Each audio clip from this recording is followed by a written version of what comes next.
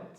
Looking forward to hear more about that. So I will give you the stage. Yeah. And hope you are enjoying. Thank you. Right. I want to share why I'm passionate about this particular topic. Anxiety and depression, even stress.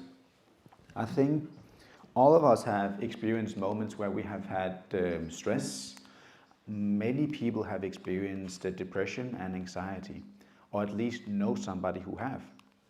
Now, in my time in Australia, I had the privilege of taking a course in anxiety and depression, and it was developed by a team of researchers by one leading physician called Dr. Neil Nedley. Dr. Neil Nedley has written several books on mental health, and this course, he was like the head person with a team of researchers. And I was able to do this course, and after I did it, I was asked if I would be willing to facilitate it, because the church had in Australia a desire to start a clinic where people would be able to get help, and they wanted to do more community programs where people would be able to get help with anxiety and with depression. And what I learned was it's actually very easy to help people with anxiety and depression. So this was a 10-day residential program. We can also do this as a 8-week or 10-week program where we would meet with the guests once a week for 2 hours. We would watch some material by Dr. Nedley sharing an amazing presentation, and then we would do some counseling in groups, like group therapy, with them afterwards, and debate what we had seen in the program, and how we can put this into practice. So it's a very practical approach. So I was facilitating a group, and in that group there was one lady. She had been dealing with anxiety and depression for more than 30 years. She had tried every drug, she had tried so many different types of therapies and therapists, but there's nothing that helped her. So eventually she heard about this program, and she was able to get it for free. And she thought, why not? Why not give it a chance? And the remarkable thing was to see her transformation, to be part of that journey.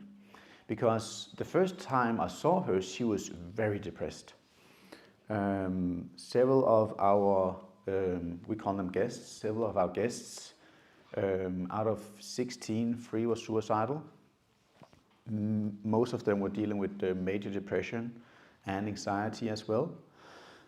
And this lady was definitely one of them. I've never seen a person who was so depressed as she was. You could just see it instantly that she was not in a good mindset. She was in a hard place.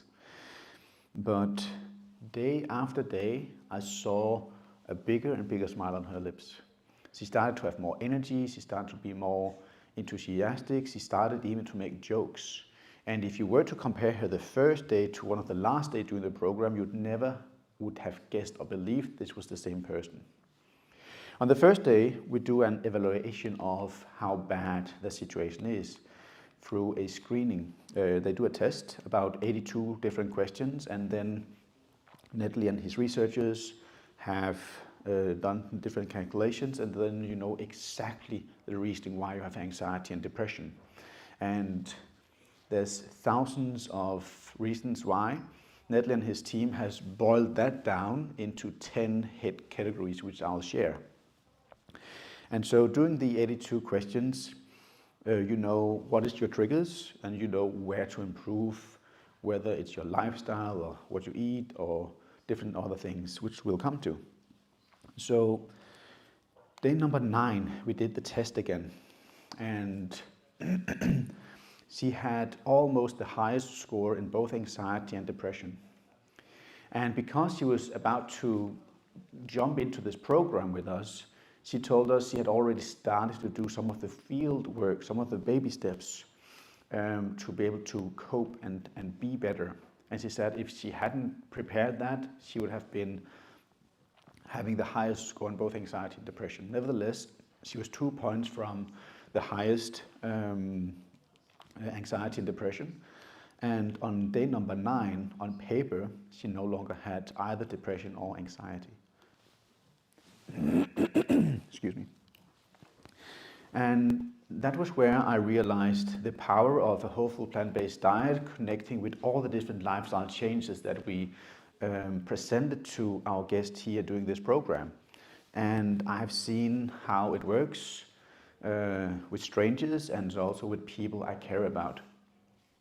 I don't want to, I have a friend who was smoking a lot of hash, spent about €1,000 a month smoking weed. And this particular friend decided to stop self-medicating and was really struggling. I decided to rent a summer cabin and we drew there, and I started to implement everything that I have learned from working at health retreats and of course doing this anxiety depression recovery program. We did 2 days of juice fasting. We went into the sauna 4 times a day. Maybe it was a little bit much, but I was doing the best that I could with what I knew. And I knew that a detox was amazing, a lot of water being drank and sweating it out. And believe me, this person was very smelly. I could smell the odors of hash just coming out of the pores, out of the system. And this particular friend didn't want to take any pills for sleeping as we were doing this cleansing of these treatments. So marijuana or hash, it calms you down. And now as he didn't use this anymore, he had a hard time falling asleep, so he started to take sleep agents, sleeping pills. But because we were doing this fasting and cleaning and getting everything out of his system, he had some anxiety because he had a hard time falling asleep. He still had his pills, but he didn't know what to do. So around 2 o'clock at night, he knocked on my door as I was asleep. I woke up and asked how I could help him. He shared how he had a hard time falling asleep, and I was like, oh, let's just go for a walk, get some fresh air, and we could just talk things out. We started to talk, we went for a nice long hike, we came back. Now he remembered again that he had a hard time falling asleep and he was afraid of taking the pills. Maybe because he was afraid of disappointing me because I was putting effort into helping him. I said, no worries, if you don't sleep within 10 minutes, just take a pill, your sleep is more important. But because it was getting later and it was dark, we had gotten fresh air, as soon as he hit his head on the pillow, he was asleep. He didn't need the pills, at least for the rest of the week. Then I implemented exercise, fresh air. The summer cabin I rented was close to the ocean, and with the salt in the water, you get a lot of negative ions, and that's very good for your bloodstream. It's very oxidizing for your entire system. And we implemented everything that I will share here in this program. And this is why I'm happy to share with all of you and whoever is watching. And feel free to share this as you please, because there's so many people who is suffering from anxiety and depression. And there's so many simple things that we can do that will help you not to feel this way, and to be more empowered and to have a new beginning.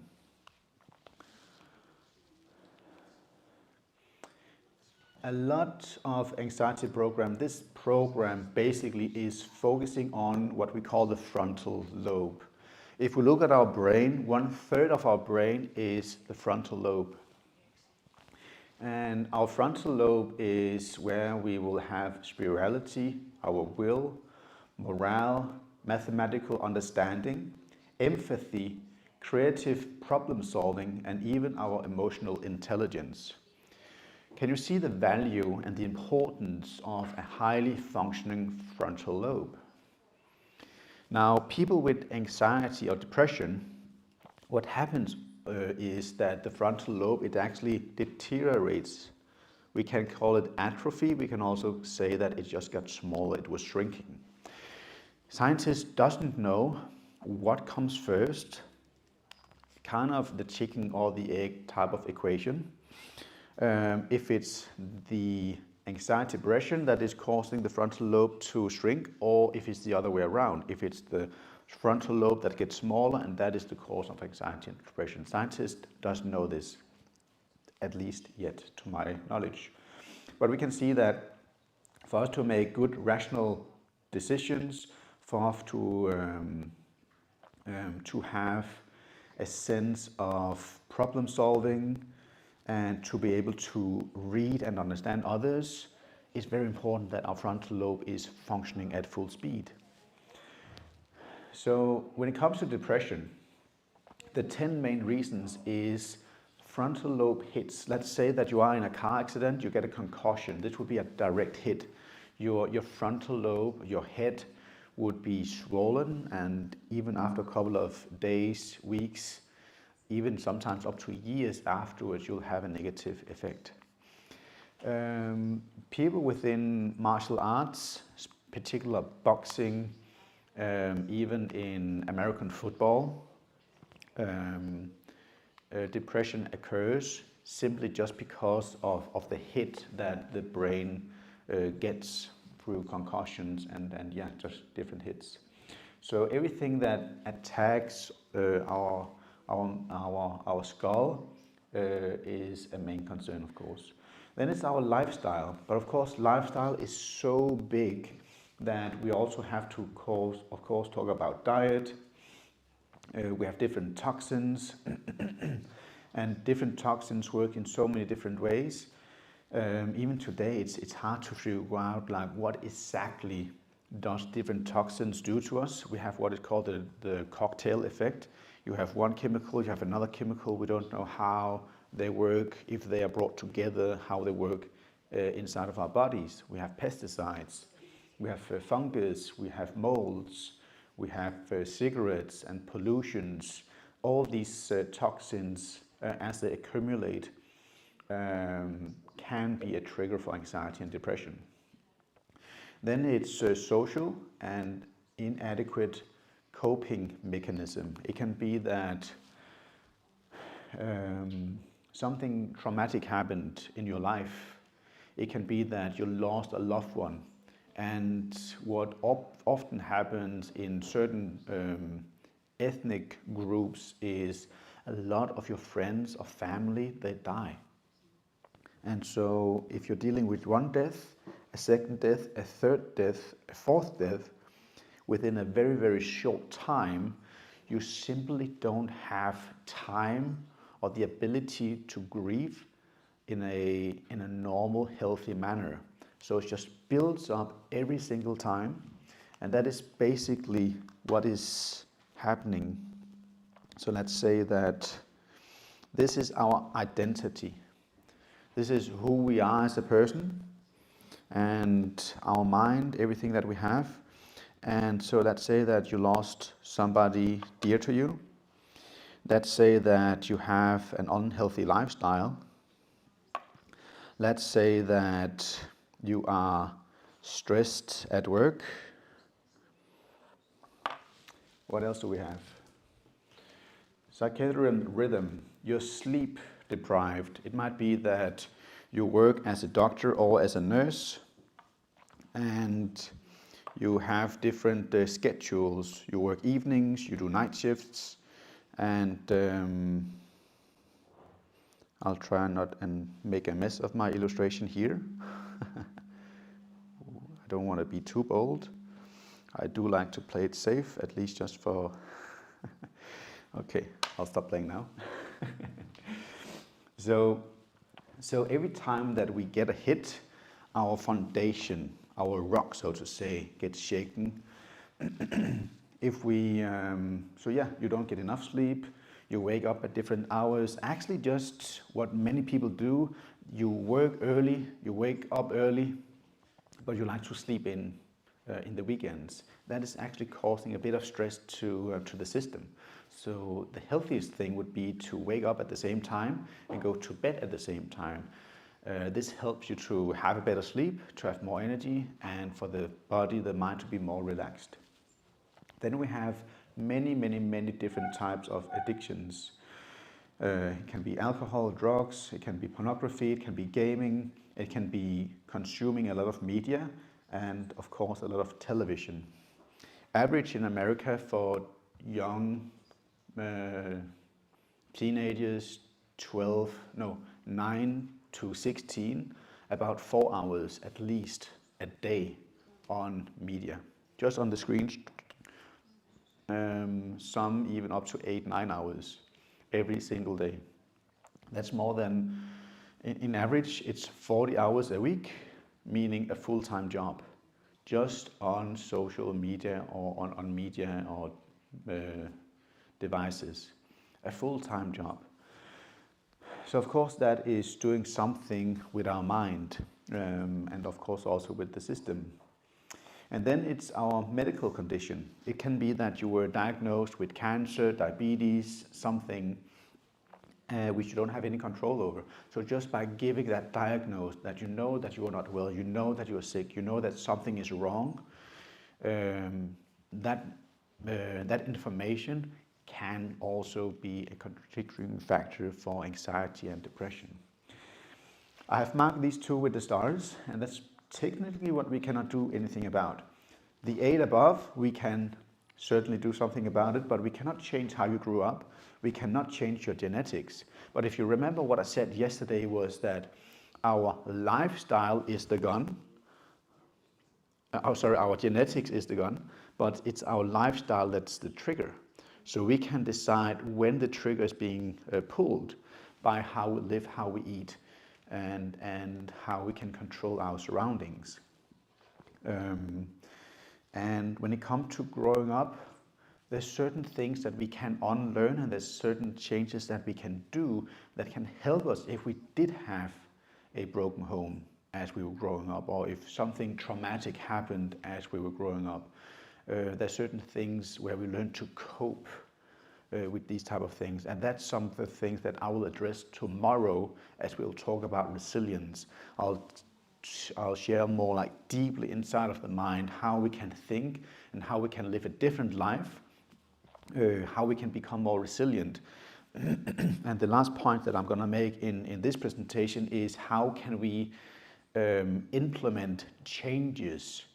So as I have worked and studied to be a lifestyle coach and a personal trainer, what I deal with all clients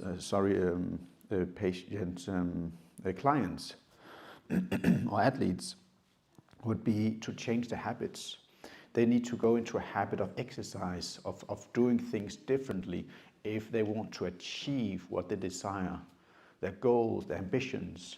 So we go through that, and I'll give you a similar experience of where you can figure out maybe what is your goal, what's something that you would like to change, and I'll give you some very practical tools, how this can become part of your life, how this can be easily implemented as changes for you. Okay.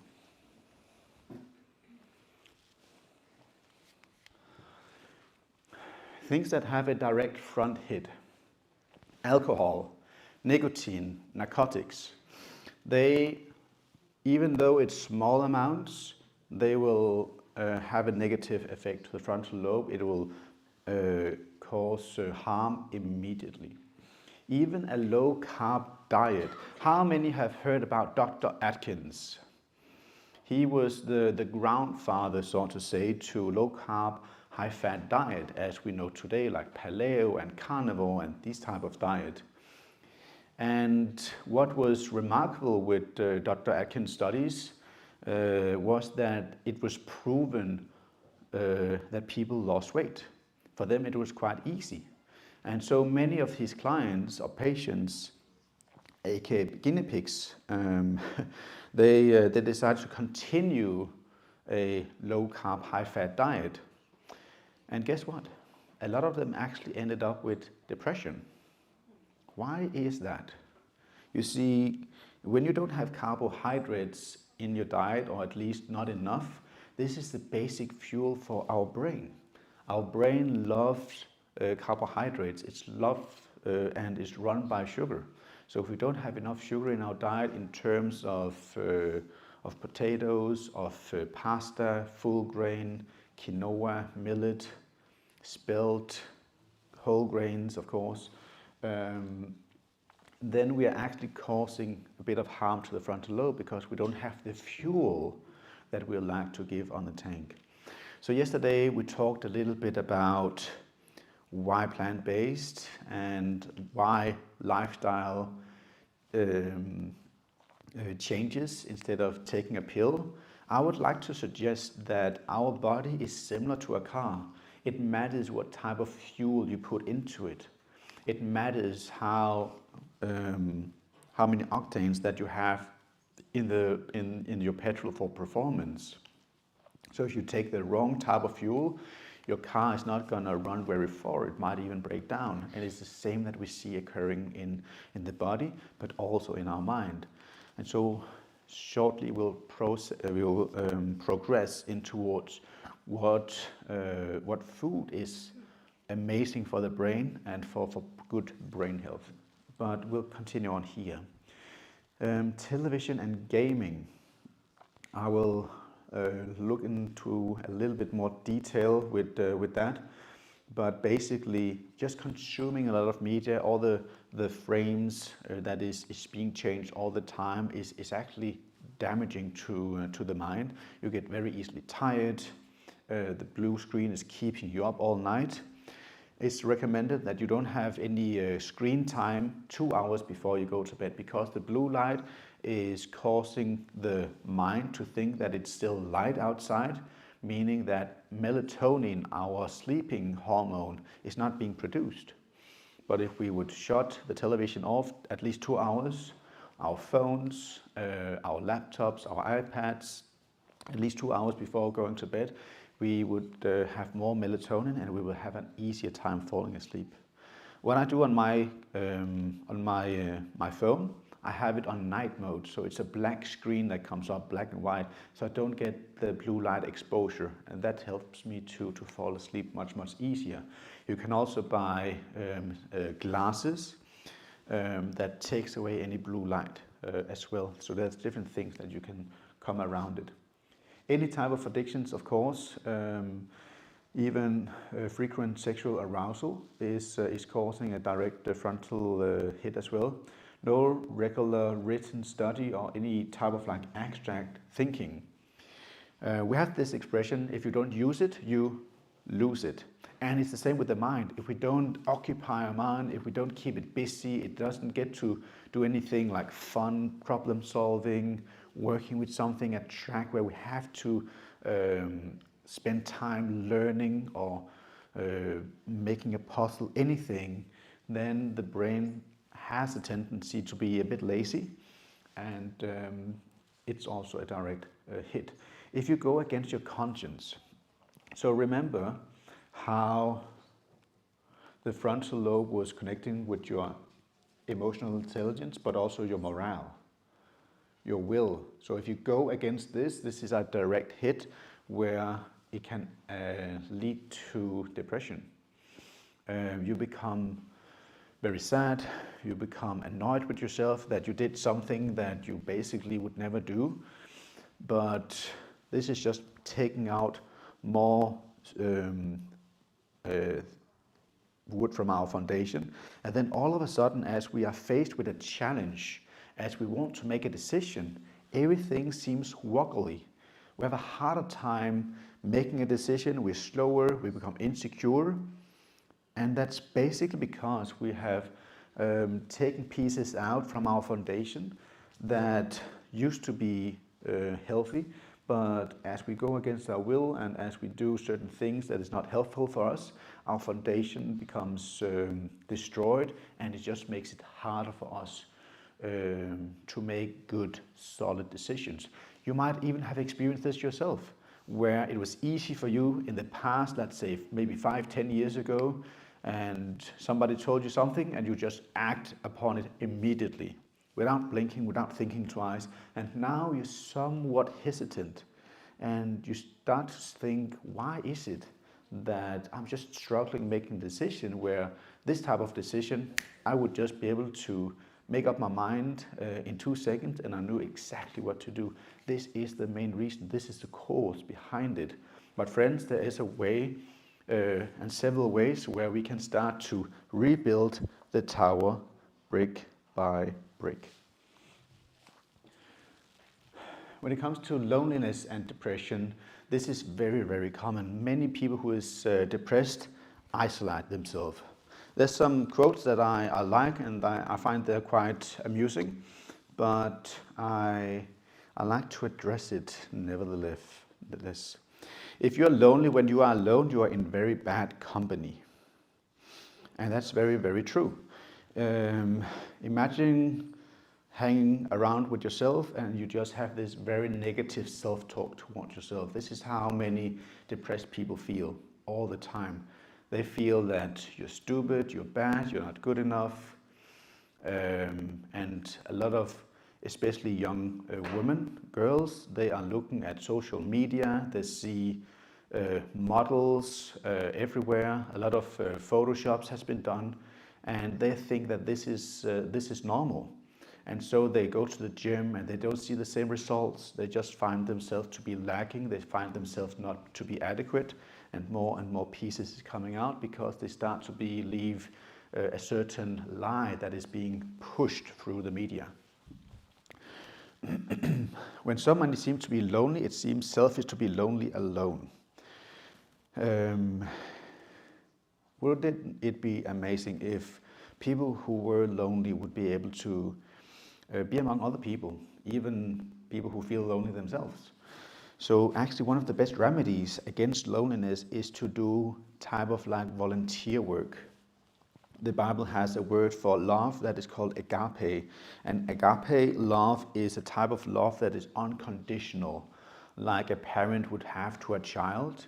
If you do this type of love towards others, it could be feeding the homeless, it could be going to an orphanage, helping them out, teaching, doing something. This is maybe not the easiest cases, but you can do something of kindness towards somebody else.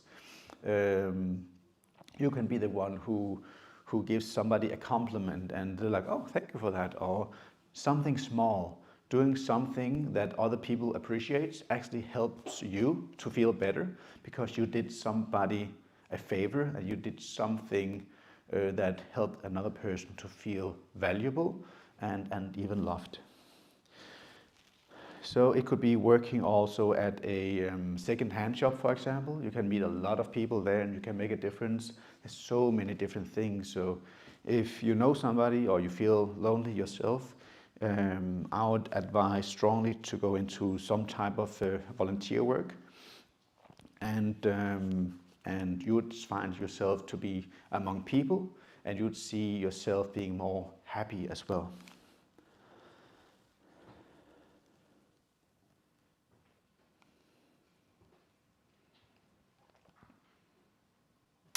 I want to share an experience I had with you. A couple of years ago, I decided to go to an orphanage in Tanzania. I've never done this before. All my plans was going down the drain, and I decided to go because I wanted to have an experience. I wanted to do this type of work, agape work we could call it. And I went down there for a month to teach the cooks there how to cook healthy. And to my big surprise, what I mainly taught them was hygienics. It was a very difficult kitchen for me to work in because it was very dirty. So it took about 2 weeks to clean. When we were finally done cleaning, they had a termite swarm, and there was a tiny hole inside of the mosquito net, and we had seen termites in the like those like wood pillars for the loft, and we had brushed that with termite poison.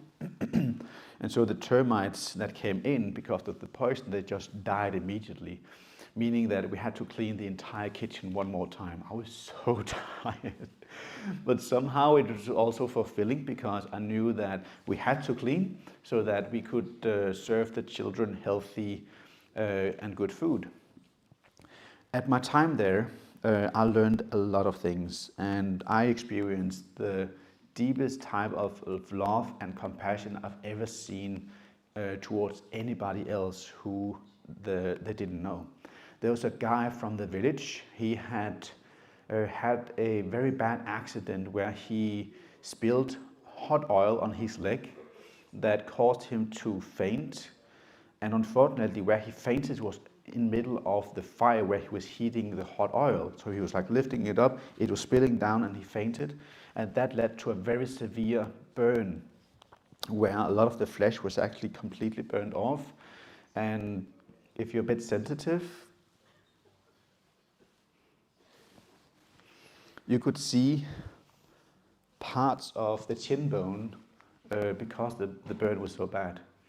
So we were driving in towards Dar es Salaam to do some shopping. We needed some veggies, some different things to feed the children. And before we went into the city, the leader's wife of the orphanage was driving with us. And she said, I have to visit a friend from a village. I have to attend his wounds. 2 to 3 times a week, she would attend his wounds. And this really just hit me. I'll come up to that in a bit. So I was invited, and she told me how bad this burn was. And I was like, okay, I've seen television, I've seen way too many films. I think I can handle it. I could not handle it. So yeah, we went in. She talked with this guy in Swahili, and she got her things. She kneeled down. She prayed for this poor guy in Swahili, and she started to treat the wounds of him. And then she had some special probiotics, some healthy bacteria that was supposed to heal the wound quicker, to clean it from any bad bacteria, and for the good bacteria to have a good growth, so that the flesh and the muscles and everything would start a quicker growth. As she was almost done, she kneeled down again, and this time she was praying for the guy in English. And that was where I became very emotional, because what I experienced was somebody who had a true love for somebody else, who showed compassion, who spent her own money in getting the medication or the probiotics, attending this guy's wounds so many times a week so that he didn't have to have his leg amputated. That was just an extraordinary act of kindness that I'll never forget, and that was why I was touched so by it.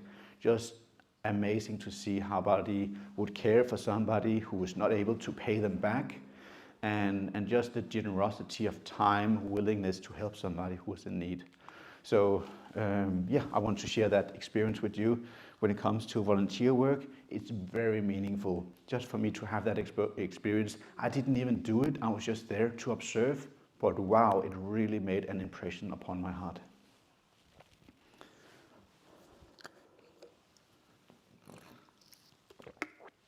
Wow, you can hear everything, can't you? All right, what can we do? How can we do these changes? Well, first of all, we are working with our attitude, with our mind, things that we have control over. And as we start to implement these things, we're slowly rebuilding our tower again. If we start to avoid negative speech, and hey, I have a challenge for you all coming up in next slide. If we start listening to classical music, if we drink enough water, if we get physical active, if we start to implement exercise. I didn't do a slide on exercise, even though I'm a personal trainer and love exercise, here is one massive hack I need to tell you. If you do exercise at least 3-4 times a week, 40 minutes, where you are active, where you cannot have a conversation because you will be out of breath, that is as powerful as the best brain medication, antidepressant medication that you can get, but without any side effects, just by a bit of physical exercise.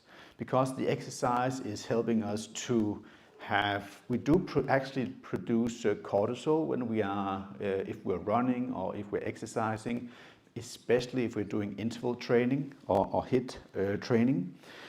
But we also get endorphins and dopamine, happy hormones, so we actually learn to deal with stress in a more positive way compared to if we would just experience stress in a negative way in terms of like an overwork or burden at work. And also our brain will be renourished, and some studies even indicate that you can create new neurons, new brain waves, new brain cells in the brain. This is called neurogenesis. What you need to have a high neurogenesis, to be able to produce a good amount of brain cells, is ideally intermittent fasting. This would be 2 meals a day, good amount of exercise, a healthy diet, and enough sleep. That's the foundation for building new brainwaves, brain cells. Of course, enough sleep, 7-8 hours. And we have an expression called the hours of power. This is every hour you fall asleep before 12 o'clock. Let's say that you fall asleep at 10 or 11. Every hour is equivalent to 2 hours of sleep. So if you fall asleep at 10, it means 4 extra hours of just brain boosting power that you will receive just by going to bed a little bit earlier. And of course that is helpful as outside is getting darker and darker, especially if we are not consumed by the blue light that comes from the screens. Deep breathing. We can do a very quick exercise, all of us, if we take our hands on the lower of our stomachs, around the belly button, and you can feel how you breathe in. You can also have a hand on your chest, and if you feel that it's your top hand that is moving and not so much the left, the lower, that means that you are a shallow breather. So if I could ask you quickly to stand up, we'll just do a quick breathing exercise. This is what we do with the guests that we have. So we would still be able to feel here. We should be able to have a deep breath, starting from the bottom of our diaphragm, our stomach, going in, keeping it in for a couple of seconds, and then slowly breathing it out. We can do this again 2 more times. Breathing in, where the stomach should be expanding, keeping it in, and slowly breathing it out. Last time, breathing in, holding it, and breathing out. Thank you. Please be seated again. So being aware of your breathing, doing this simple exercise 4 or 5 times a day helps people with anxiety and depression a lot, because they be reminded of the breathing. It helps them to calm down. Why does it help to calm down? Well, you get more oxygen, and that lowers the heart rate, because the heart doesn't have to work as hard for the blood oxygen to be pumped around in the system.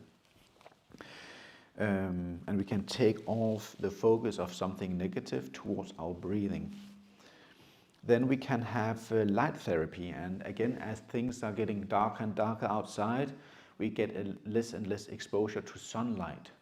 We are in need of the sunlight to produce melatonin, our sleeping hormone. So if we don't get sunlight, it doesn't hit our pineal gland, then we will not produce enough serotonin to fall asleep easy. So what you can do is you can buy what is called a light therapy lamp. And I have one. I started to use it now. And I would recommend buying a good quality. If you buy a cheap one, you basically have to have it next to your face, next to your eyes. But if you have a good quality one, and then you can be 30 centimeters, some even up to half a meter away from it. So I would have my breakfast, or I'll do my morning reading with the sun being the light exposure that I get from my lamp. So I'd highly recommend a light therapy lamp if you don't have one. You can also buy light therapy glasses. I don't find them so convenient since I'm already wearing glasses, so having two types of glasses is just super annoying. So I bought the lamp instead, and I'm very happy for it.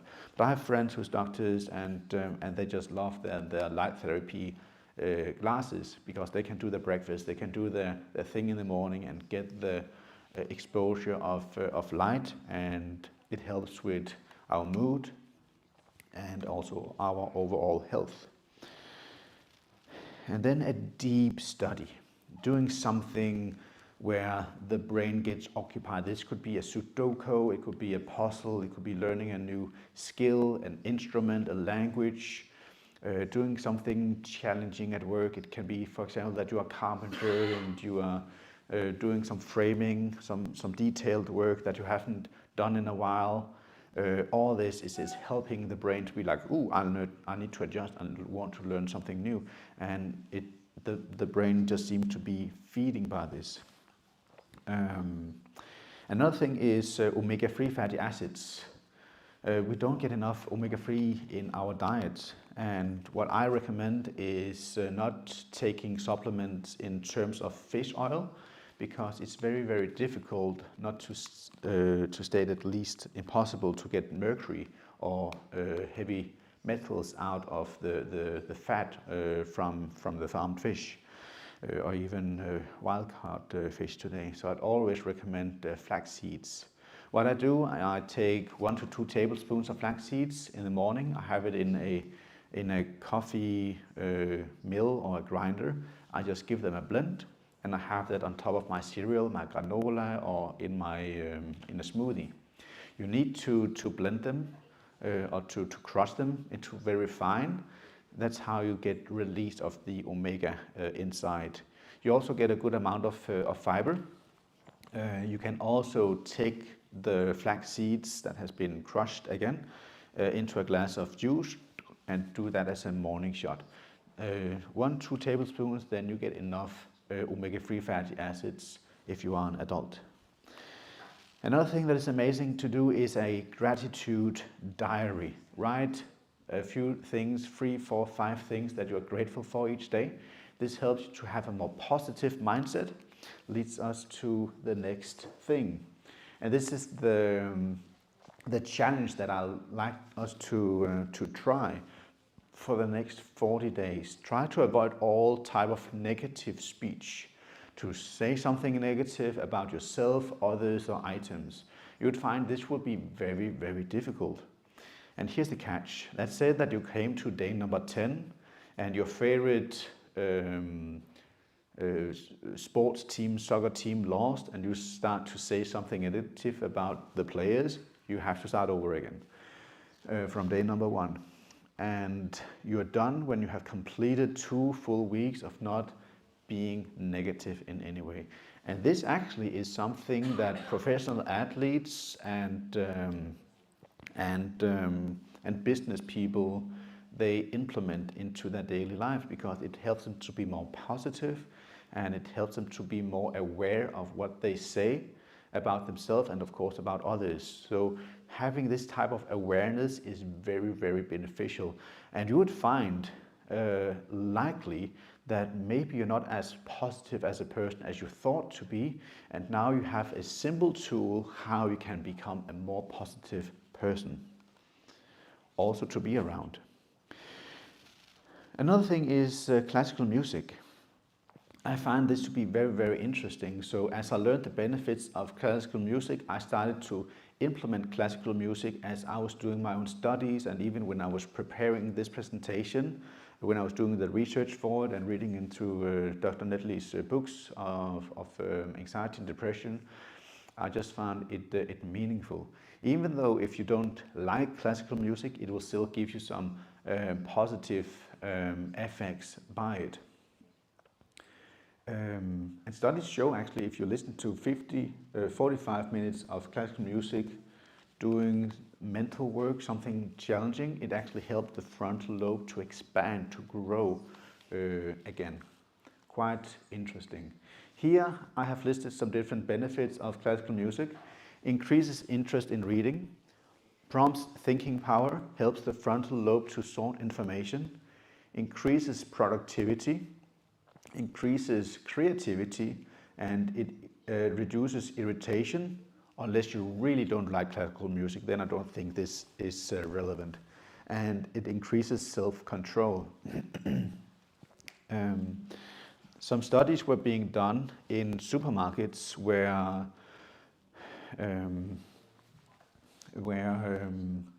they tested different types of music. If it was march music, then people would go in, they would go out. If they played classical music, people would also be a bit more in control of what they bought. But what they found was how to keep people longer in the shops was if they were listening to pop music, popular music from the radio, jam, so to say. And so people would stay longer in the supermarkets. And because they stayed in there longer, they also got more temptation. Like there's a Snickers bar, there's a chocolate bar, there's a potato chips and different ice creams. And so they were just buying more, consuming more. And of course the stores was happy because this is good for profit. So this is why you'd hear different types of music, different places wherever you are. We can also change our diet as we looked at that yesterday. But I'll just continue a little bit more in terms of how it has a positive effect upon the frontal lobe, dealing with anxiety and depression. Diet is probably the most overlooked cause of mental health benefits. You can see effects of just a week to 10 days, and it just gradually improves and peaks after 3 to 6 weeks. Excuse me.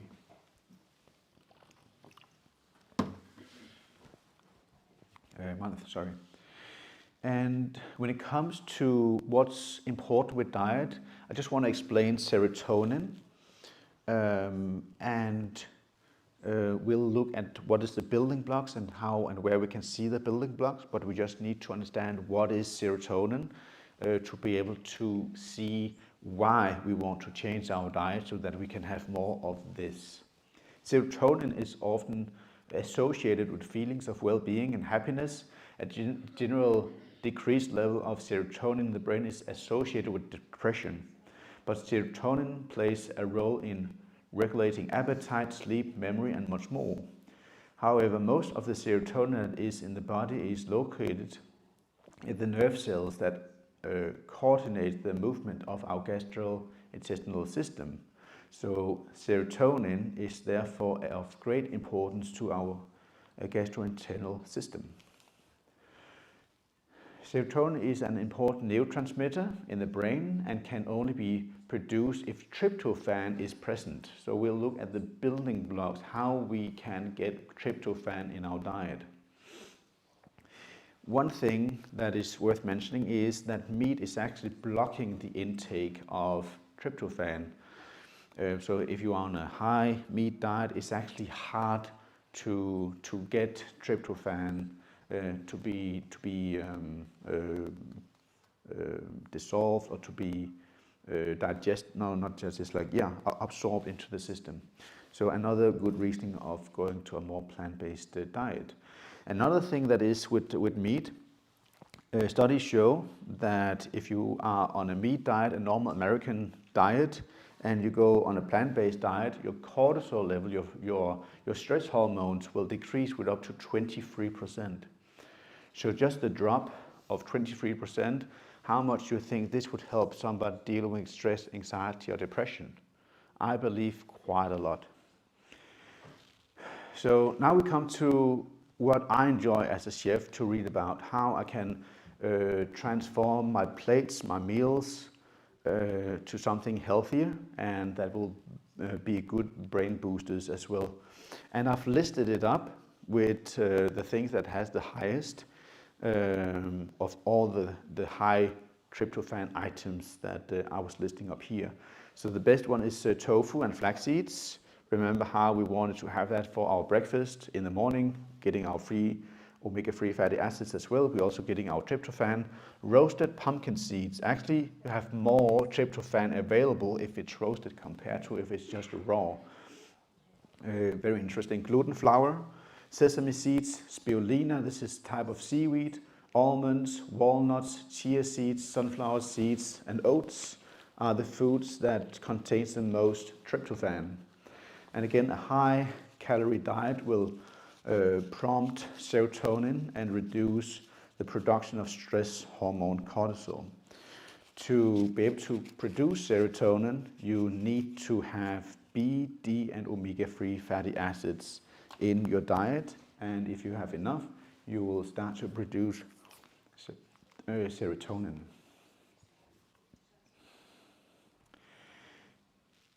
So that's the simple things that we can do to help us with our mind and with our brain as well. When it comes to changes of the brain to stress, this is what stress is doing with the brain. We get dementia, we have OCD, anorexia, overeating, depression, panic, anxiety attacks, impaired memory, and the brain becomes smaller. All this is due to stress. The main causes of stress is debt, you cannot pay your bills, death, somebody died in your family, in your friends, in your social groups, life-changing circumstances. There's actually a lot of parents who become stressed as the children leave home, because all of a sudden they have a new life where the kids is no longer engaged in it, and they have to rediscover themselves and their marriage, especially if the marriage wasn't strong, so to say, that what was keeping them together was basically having children, helping them and being there for them, and as they're no longer at home, they have to kind of rediscover who they are. And then we have increased overwork, where we just cannot keep up with what we have to do. We're basically fighting against time. This is one of the most commonly experienced stresses at the workplace. Coffee increases cortisol. We touched upon that, and alcohol, and then nicotine. And now I want to take a little break from speaking.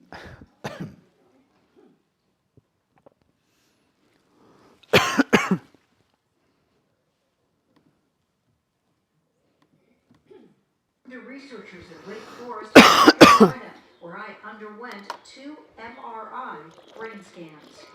This first scan with no caffeine in my system. Then I downed just 1 Now my second MRI. This was my brain before caffeine. This was after. The difference was remarkable. It's like a 40% drop in the blood flow to your brain. Okay. Oh.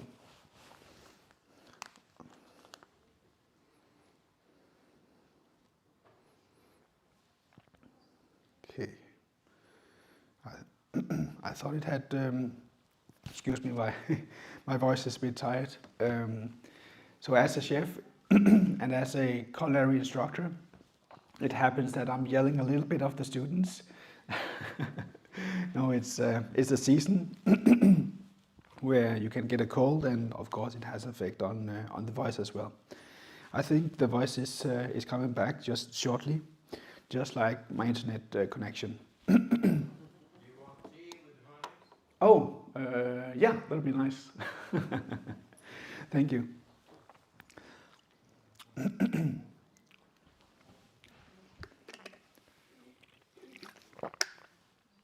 Okay, that's. I'll try to continue. So basically, what we can see in this video is a journalist who goes through 2 MRIs, and she. The first one, she can see the normal blood flow of her brain, and on the second, there's a 40% drop of the blood flow. So to her surprise, I already have one, thank you. To her surprise, the 40% drop is just after 2 cups of coffee. So imagine what that is doing to our frontal lobe. If we're drinking 2 cups of coffee, more than 2 cups of coffee, the amount of blood flow that is being lowered to the brain is quite high. So again, what is that doing? It prohibits us from being good at problem solving and lowers our emotional intelligence and so many different factors. So this is why I thought it was relevant to show just how negative and bad coffee can be, especially for our mental health. When it comes to water, on the other hand, water is helping us to have a strong mind and also to feel good. If we are dehydrated, we have a hard time to focus, our short-term memory is impaired, and our processing of the long-term memory is also impaired. We have mental fatigue, we have headaches. But here's something very, very interesting that you can do with your showers in the morning, and that is hydrotherapy, having a cold contrast shower. So basically you'd have a very warm shower, as hot as you can have it, and then you go as cold as you can have it, and you do this 3 times, or at least 3 minutes of cold. And what happens is that your brain starts to produce a lot of dopamine. The dopamine will increase with 250% up to 3 hours after you had your cold shower, and this is an amazing feeling. You feel on top of the world, and you feel happy even though you probably didn't like the cold shower, but afterwards, as you get warm, it's an amazing feeling that has a long-lasting effect.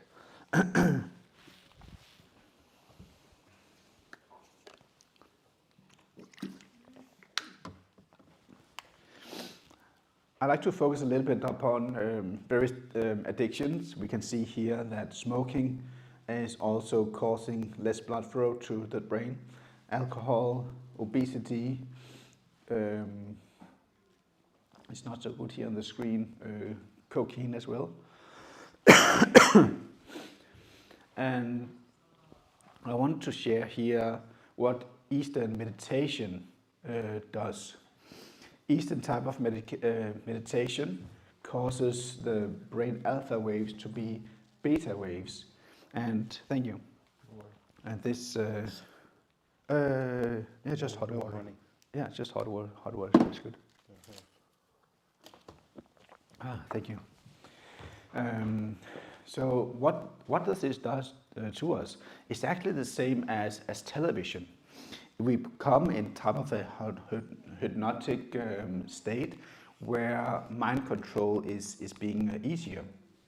What brain scans shows of people who is doing a lot of Eastern type of meditation is often where the frontal lobe is also becoming smaller.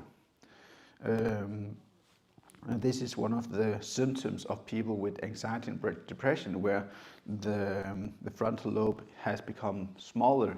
Exactly what is causing Eastern meditation to shrink the frontal lobe, we actually don't really know. But nevertheless, we can see that there's a big tendency in it.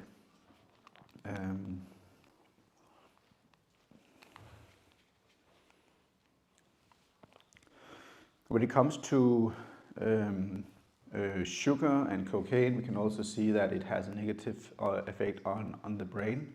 There's an amazing documentary series that is called Media on the Brain, and here the presenter is sharing a lot of different episodes. Like one DVD or one film is basically about music, about gaming, about television, and different types of media.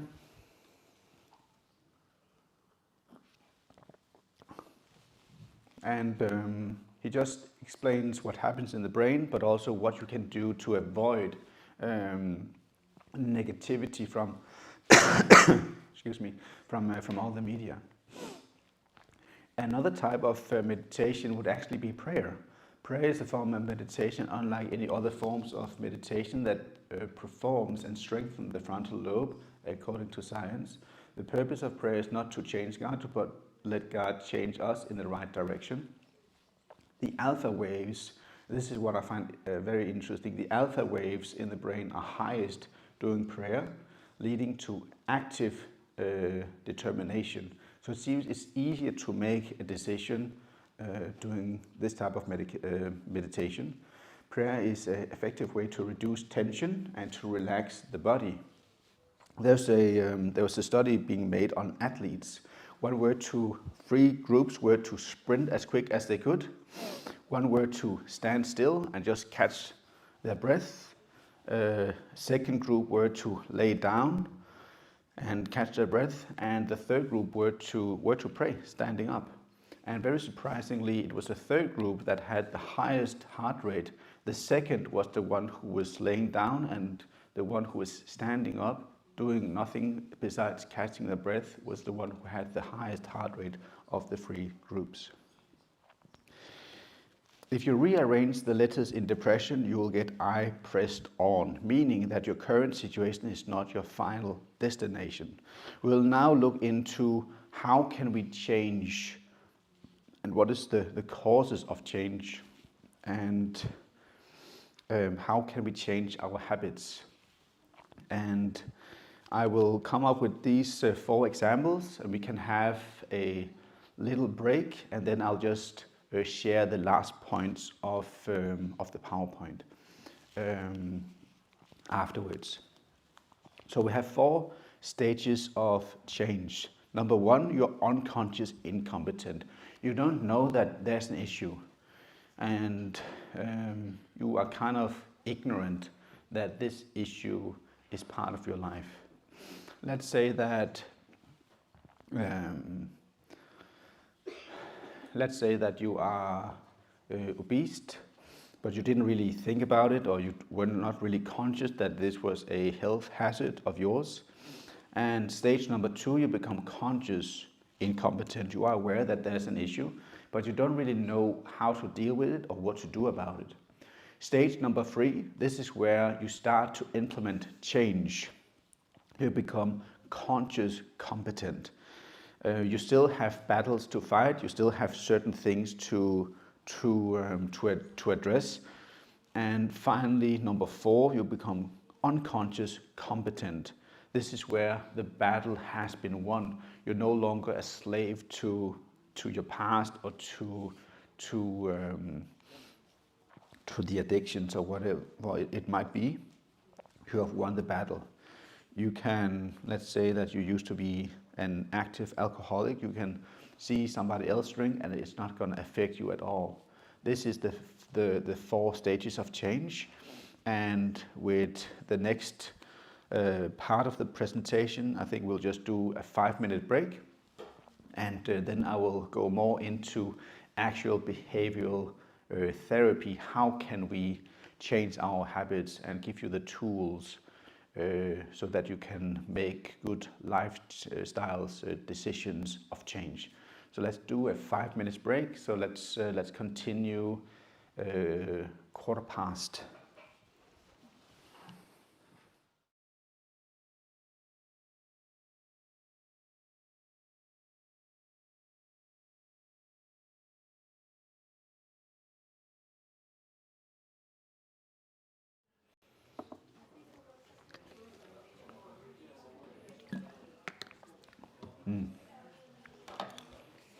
right, we'll slowly start again.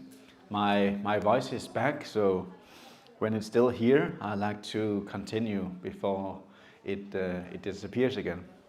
So thank you for your patience, and I hope that you had something nice to drink and had some good conversations. And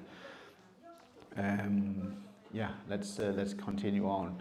As we are changing the habits, as we are starting to rebuild our tower again by changing and implementing good habits. This is basically how we can do it. Make a conscious choice to stop whatever addiction or negative behavior that you might have. Practice the deep breathing. Exercise regularly and get more sleep. Drink enough water and try and practice hydrotherapy, these contrast showers, getting the cold water. If you're doing sauna, that's amazing, then you're already doing it. And eliminate large meals and strong food, meats and sugars. What happens when you have a very big meal is you become very tired. I think all of us have experienced it. Christmas is coming up, and I think all of us has just experienced so many Christmas dinners where we are so full, and then the dessert comes in, or treats or chocolates and everything, that we just continue eating even though we know that we have just got consumed too much. And then the next day it's like we have a hangover, but because we ate so much food, so it's just causing a lot of stress for the system.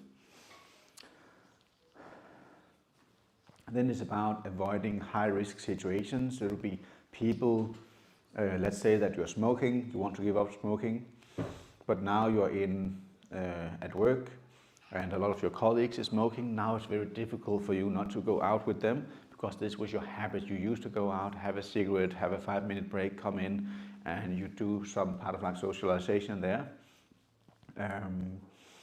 So it's recommended not to be in this type of environment, because it just makes it harder to stay on the sober mat. Make a sheet with the benefits of stopping or changing your behavior, and if necessary, get others to help. You can make a contract with a parent, a friend, a spouse, and if it's very, very difficult, then a psychologist, somebody who can hold you accountable. You can even be part of a support team. And here is a bit of like science-based behavioral changes that we can implement very, very easily. How to break bad habits and adopt healthier ones. All of us, more or less, have experienced this type of thinking, all or nothing thinking.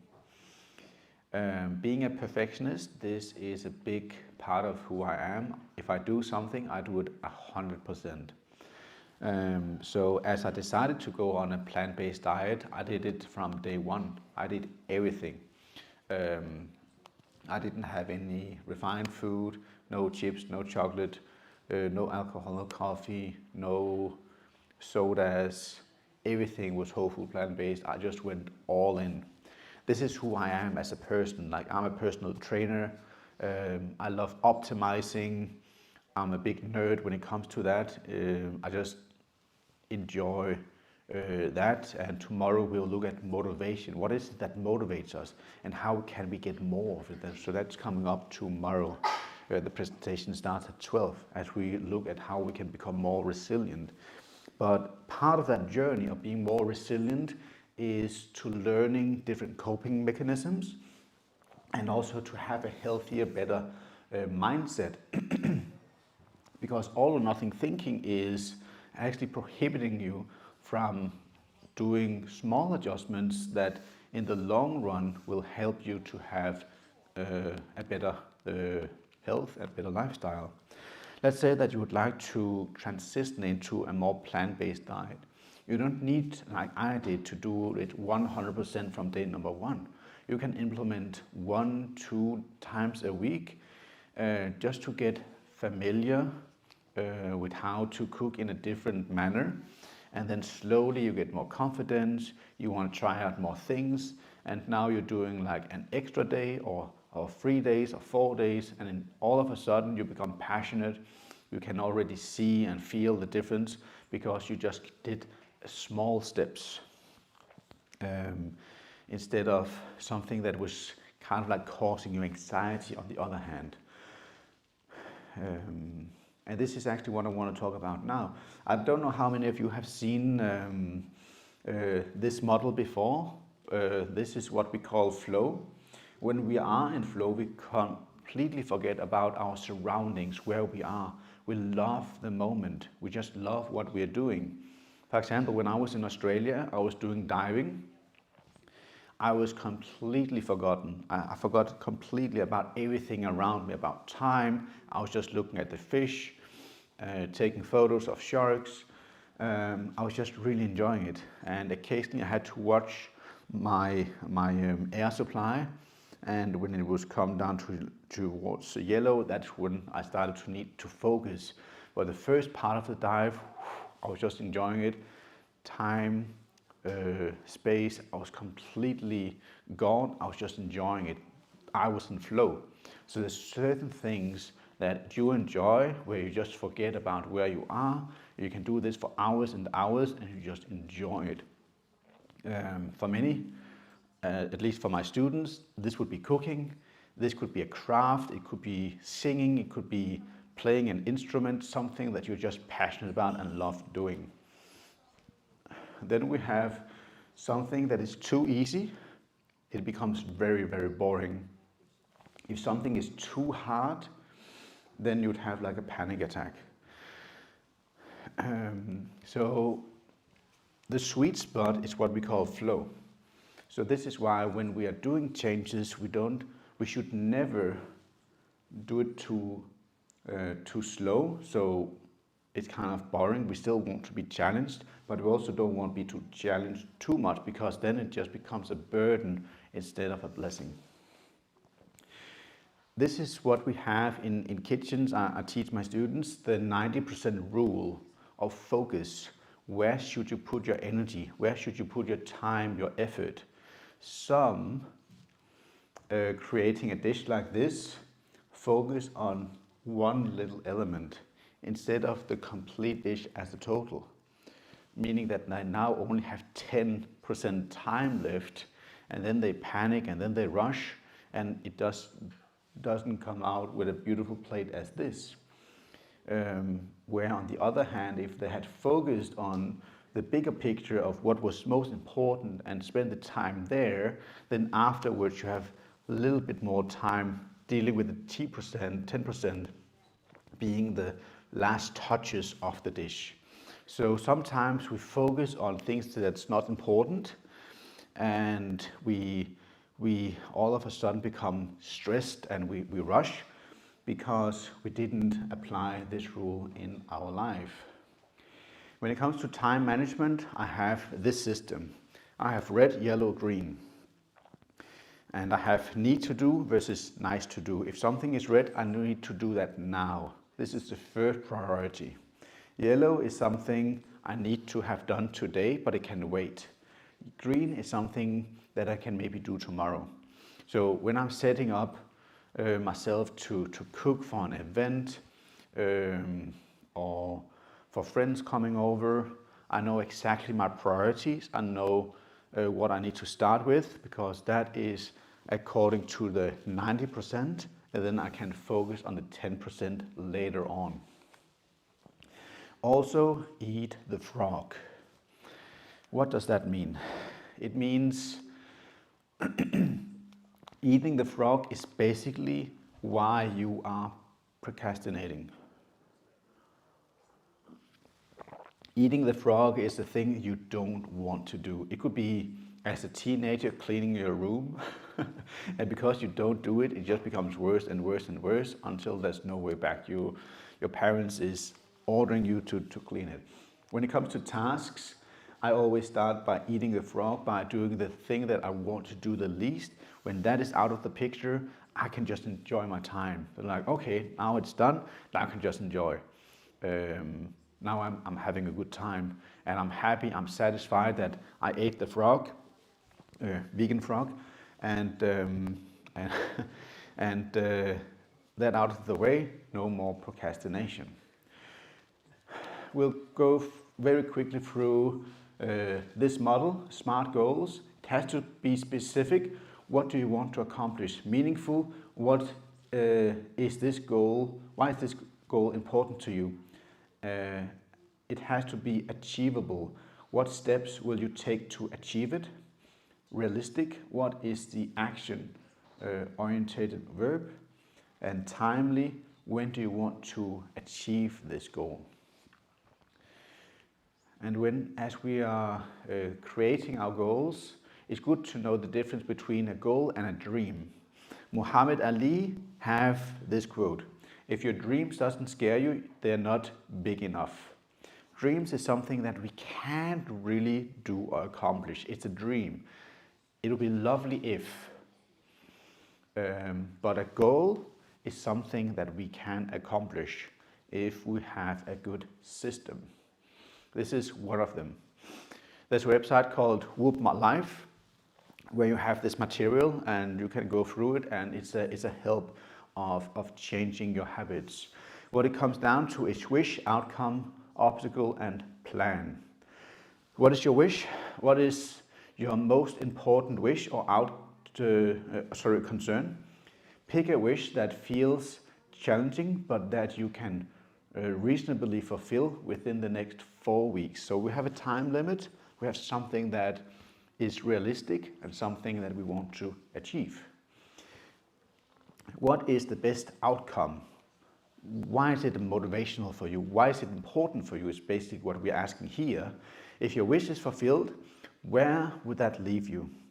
What would be the best, more positive outcome? And how would fulfilling your wish make you feel? So we think about like reasoning, but also on an emotional basis, because some are more driven by reason and others are more driven by emotions. Both are important, but it depends on who you are as a person. And we'll look on that with little detail tomorrow as we'll go through the limbic system and continue talking a little bit more about the frontal lobe as well. Feelings and rationality. Identify your best outcome and take a moment to imagine it as fully as you can.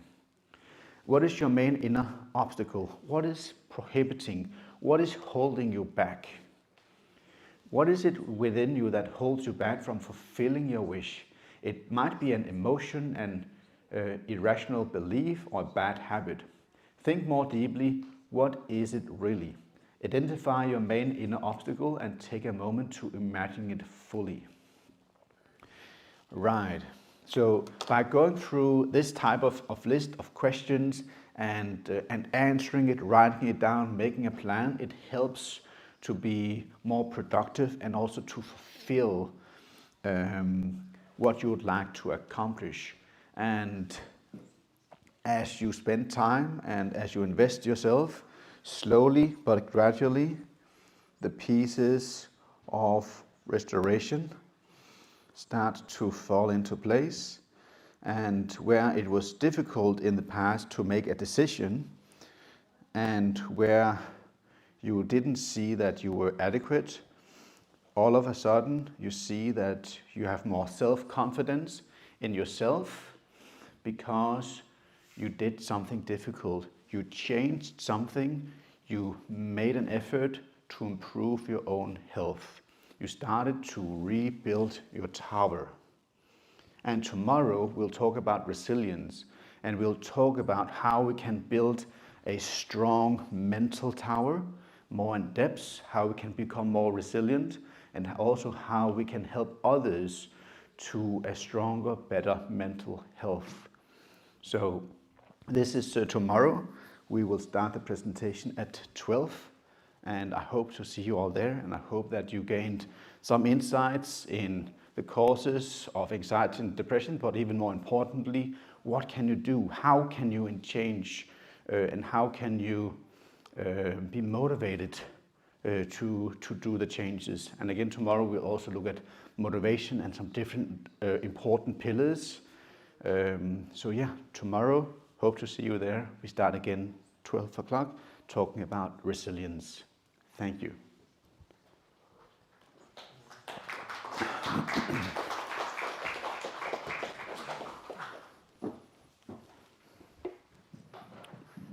Thank you very much, Kasper. Okay. Have you learned something new today also? So, what should we do with the coffee grinder? We should grind flax seeds. And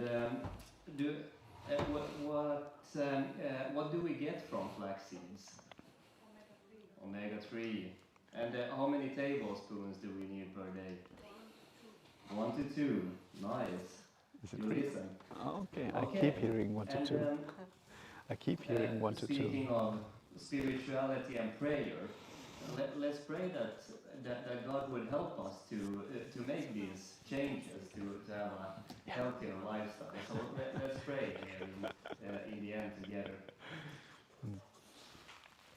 God, we come before you now, and we thank you that you are our creator, and you know how we work best, and you know what is best for us. And we pray that you may help us to make some changes in our life toward a healthier lifestyle, so that we can live healthier and glorify you in that way. And we pray also for our loved ones and everybody around us who are maybe suffering from anxiety or whatever it was, whatever it may be, and maybe us also, maybe we have depression or whatever burden we have, that you may lighten it from us, and that we could get help to make some lifestyle changes and come into a healthier lifestyle and be healthy. We pray that you may help us in all things and draw us closer to you. In Jesus' name, amen. All right, so yeah, you can also watch this live stream on YouTube later, and tomorrow at 12 o'clock we will continue. And there is some caffeine-free coffee and tea outside there afterwards also. And in the end here, Miha will play a song for us, and then we continue outside. Thank you. If it's a lullaby, I'll sleep easier at night.